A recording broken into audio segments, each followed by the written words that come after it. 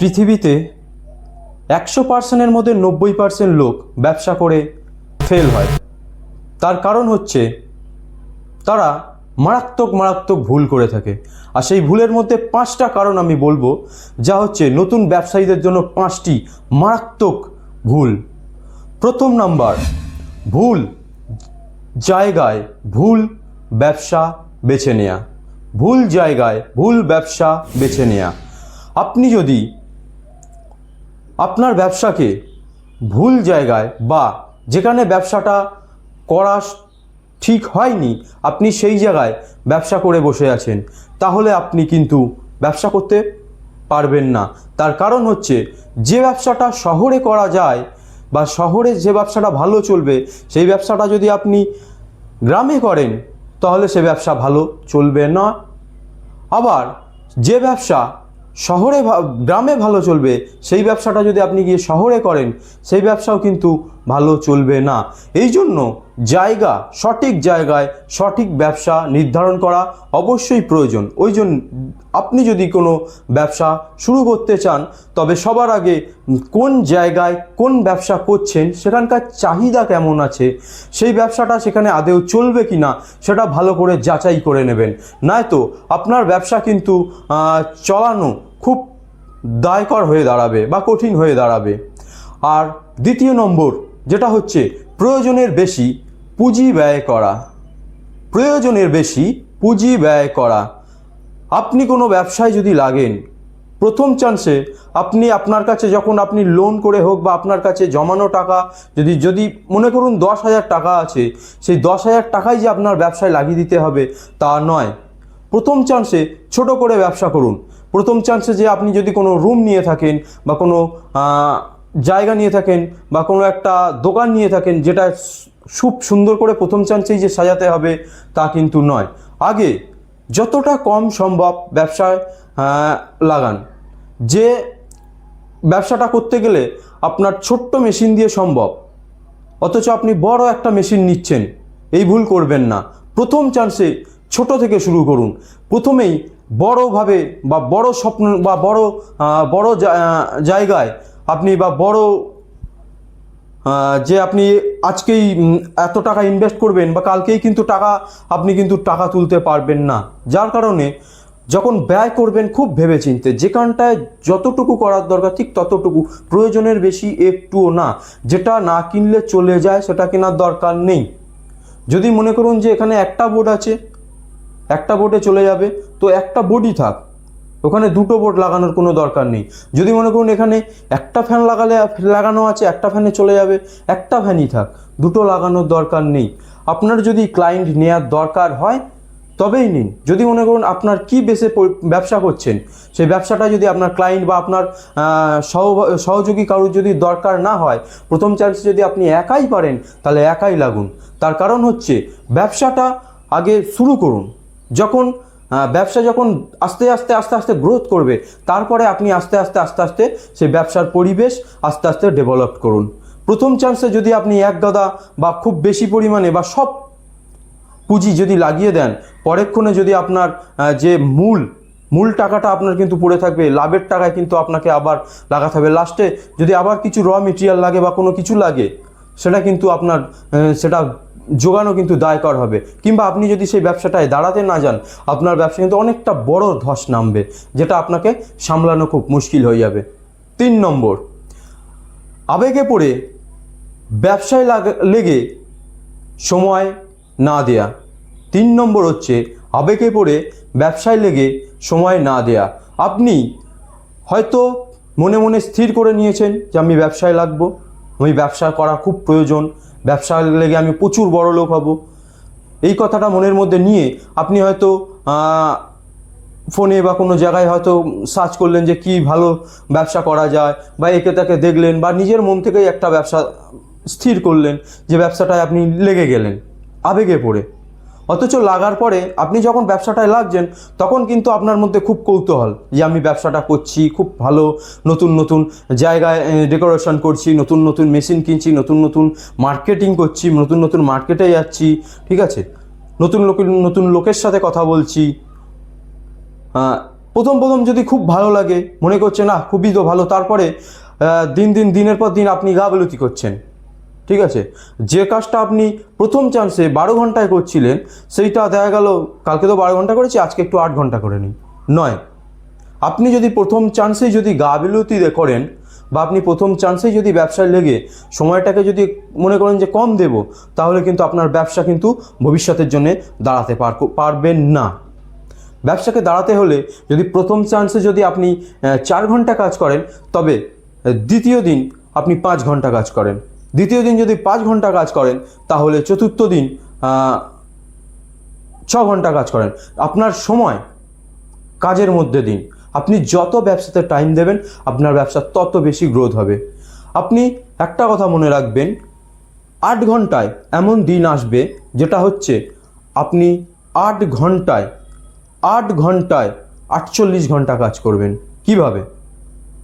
আপনি যখন কাজ করবেন, যখন ব্যবসায় আপনি দাঁড় করিয়ে দেবেন, যখন আপনি আপনার দুটো ক্লায়েন্ট বা দুটো লেবার বা যে পরিস্থিতিতে আপনি কাজ করছেন, আপনার সহযোগী 2 জন বা 3 জন বা 4 জন রাখবেন, তারাও কিন্তু যখন কাজ করবে, তাদের মাধ্যমে আপনি টাকা ইনকাম করছেন। যে কাজটা একা করছিলেন, যে ইনকাম করছিলেন, তাদেরকে দিয়ে কাজ করিয়ে কিন্তু তার ডবল টাকা ইনকাম করবেন। যত বেশি লোক লাগাবেন, যত বেশি আপনার ক্লায়েন্ট কাজ করবে, তত বেশি আপনি কিন্তু কাজ করবেন। এইভাবে কাজটা কিন্তু আপনার জন্যই হচ্ছে, আপনার ব্যবসার জন্যই হচ্ছে। অতএব 8 ঘন্টা কাজ করে 48 ঘন্টা কাজ করা সম্ভব। এমনকি আপনি যদি প্রথম চান্সে খুব বেশি করে খাটেন, দেখা গেল আপনার ব্যবসাটা এমন জায়গায় দাঁড়িয়ে গেল যে 24 ঘন্টা আপনাকে লেবার লাগিয়ে কাজ করতে হচ্ছে, বা 24 ঘন্টা আপনাকে অফিসে লোক লাগিয়ে রাখতে হচ্ছে, তখন মনে করবেন খুব আনন্দের বিষয়, তখন কিন্তু আপনি ঘুমিয়েও টাকা ইনকাম করছেন। তার কারণ হচ্ছে, আপনি যখন 24 ঘন্টা আপনার কারখানায় বলুন বা আপনার অফিসে বলুন, 24 ঘন্টা যখন কাজ করছে আপনার হয়ে লোক, তখন কিন্তু তারা কিন্তু আপনার ব্যবসাটাকে কিন্তু চালিয়ে যাচ্ছে। অতএব আপনি যখন রাতে ঘুমাচ্ছেন, তখনও কিন্তু আপনার অটোমেটিক ব্যবসা চলছে। তো সেই জায়গায় আসার জন্য প্রথমে আপনাকে খুব বেশি করে সময় দিতে হবে, আর বেশি করে আপনাকে খাটতে হবে, মেহনত করতে হবে, তবে কিন্তু আপনি ব্যবসাটাকে দাঁড় করাতে পারবেন। আর ছোট স্বপ্ন নিয়ে কখনো ব্যবসা করবেন না। ব্যবসা করতে গেলে আপনাকে প্রথমে বড় স্বপ্ন দেখতে হবে। আর প্রথম চান্সেই আপনি বড় করে লাগবেন ছোট করে, যেটা হচ্ছে 4 নম্বর বিষয়। ব্যবসা শুরুতেই বড় স্বপ্ন দেখা যাবে না। 4 নম্বর, ব্যবসা শুরুতে বড় স্বপ্ন দেখা যাবে না। ব্যবসা শুরুতে যদি আপনি বড় স্বপ্ন দেখে ফেলেন, তাহলে কিন্তু আপনি ভুল করবেন। কারণ ব্যবসা এমন একটা জায়গা যেটা হচ্ছে আপনার পেছনে সবসময় কিন্তু আরেকজন লেগে আছে, সবসময় আপনার পিছনে লেগে আছে। আপনি যদি 4 টাকায় মালটা দেন, সে কিন্তু আরেকজন পিছনে থাকবে 3.5 টাকায় দেওয়ার জন্যে। ব্যবসার রাস্তাটা কিন্তু গোলাপের পাপড়ি বেচানো রাস্তা নয়। মনে রাখবেন, গোলাপের পাপড়ি বেচানো রাস্তা কিন্তু ব্যবসা নয়, গোলাপের কাঁটা বেচানো রাস্তা। ব্যবসার রাস্তায় আপনি যখন হাঁটবেন, তখন মনে রাখবেন আপনাকে বহু বাধা, বহু কষ্ট, বহু আঘাত সহ্য করতে হবে। আপনি সব সহ্য করে, বা আপনি সব বাধা ত্যাগ করে যখন আপনি এগিয়ে যাবেন, তখন কিন্তু আপনি সেই গোলাপের পাপড়িতে পা দেবেন। অতএব যদি আপনি প্রথমেই গোলাপের পাপড়িতে পা দিতে চান, তাহলে কিন্তু আপনি ভুল করবেন, কারণ সেখানে কাঁটা বেছানো আছে। সেই জন্য ব্যবসার শুরুতে কখনোই বড় স্বপ্ন দেখে ব্যবসায় লাগবেন না। ব্যবসাতে লাগতে গেলে সবার আগে যেগুলো করতে হবে, সেগুলো আমি আগের ভিডিওতে দেখিয়েছি। ব্যবসার শুরুতে আপনি যদি কোনো ব্যবসা নির্ধারণ করেন, সেই ব্যবসাটা কিভাবে করবেন, কিভাবে ক্যালকুলেশন করবেন, আমি আগের ভিডিওতে দেখিয়ে দিয়েছি। পরপর আরও ভিডিওতে আমি নিয়ে আসবো, আপনি ব্যবসা কিভাবে সম্পূর্ণভাবে করতে পারবেন। আর যদি কোনো রকম ব্যবসাতে খুঁটিনাটি যদি কোনো প্রশ্ন থাকে, বা আপনি কোনো ব্যবসা করছেন, কোনো জায়গায় যদি বাধা পান, আমাদেরকে জানাবেন। আমরা কিন্তু সেই বেশে আপনাকে কলের মাধ্যমে হোক বা কমেন্ট করবেন, সেই ভিডিওর মাধ্যমে হোক, আমরা কিন্তু আপনাকে সাহায্য করব। আর 5 নম্বর বিষয় হলো বাকি দেয়া। বাকি দেয়া, এটা একটা মারাত্মক বিষয়। আমি নিজে ব্যবসা করতে গিয়ে এই বাকি দেওয়ার ফাঁদে পড়ে আমি কিন্তু আমার ব্যবসা প্রথম যখন আমি প্রথম ব্যবসা শুরু করি ইউটিউব দেখে, মশলার ব্যবসা, মশলা প্যাকেজিং ব্যবসা, কোথা থেকে নিয়ে আসবো, কী কাঠ নিয়ে আসবো, প্রথম চান্সে একটা ছোট্ট ব্যবসা করতে গিয়ে আমি কিন্তু প্রচুর ভুগেছি। আমি আজকে যে ভিডিও করছি, আজকে কিন্তু কোনো জায়গায় কোনো শেখানো বই বা কোনো কিছু নয়, আমি নিজের এক্সপিরিয়েন্স থেকে আজকের এই ভিডিও বা আমার যে নিজের যেগুলো ঠকেছি বা শিখেছি সেইগুলোই আজকে আমি কিন্তু আপনাদের কাছে তুলে ধরার চেষ্টা করি। আমি যখন প্রথম ব্যবসায় লাগি, মশলার ব্যবসায়, তখন অনেক কষ্ট করে সেই আমি কলকাতা বড় বাজারে গিয়ে প্রত্যেক দিন একবার দুবার তিনবার গিয়ে কোথায় কম পয়সায় মশলা পাওয়া যায় সেটা প্রথম গিয়ে দেখে আসতাম, ইউটিউবে সার্চ করতাম, মার্কেট যাচাই করতাম কোথায় কম পয়সায় মশলা পাওয়া যায়। সেখান থেকে প্রথম চান্সে কম পুঁজিতে 1 কিলো 2 কিলো করে নানা রকম মশলা নিয়ে এসে ছোটো পিপি নিয়ে এসে প্যাকেট করে, যখন প্যাকেট করতে যাচ্ছি তখন দেখা গেল স্ট্যাপলার ছোটো, কিন্তু আমার বড় একটা পেপারে স্ট্যাপলার মারতে হবে, আমি কোথা দিয়ে পাবো? তখন আবার ব্রেন খাটিয়ে লং স্ট্যাপলার কিনলাম। এরকম করে আমি আমার ব্যবসাটাকে যখন রেডি করলাম, শুধু র মেটেরিয়াল রেডি করতে গিয়ে আমার এত, যেটা আমি ব্যবসার যে মূল বেসটা সেটা তৈরি করতে গিয়ে আমার ছোট্ট জিনিস অথচ বহুত ঝামেলা পাওয়াতে হয়েছে। তারপরে যখন ব্যবসায় লেগে গেলাম, যখন দোকানে যাচ্ছি, দোকানে গিয়ে যখন মাল দিতে যাচ্ছি, প্রথম একবার দুবার যখন দিতে গেলাম নিল, পয়সা দিল, তারপরের বারে বলছে ধারে দিতে হবে, না তো তোমার কাছ থেকে নেওয়া যাবে না।